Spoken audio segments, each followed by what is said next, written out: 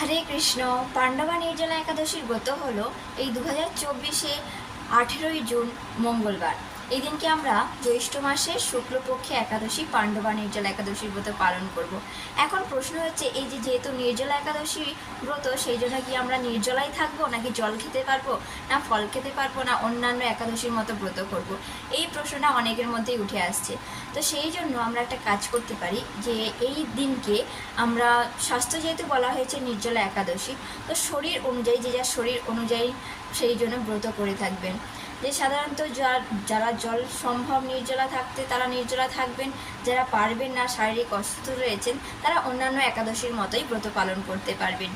যারা সত্যি খুবই উত্তমভাবে যারা নির্জলা থাকতে পারবে, কারণ এই একাদশীতে খুব গরম পড়ছে, যেহেতু টেম্পারেচার হাই হচ্ছে, তো আপনারা আপনাদের শরীর বুঝে নিয়ে একাদশীর ব্রত পালন করবেন। রাধে রাধে।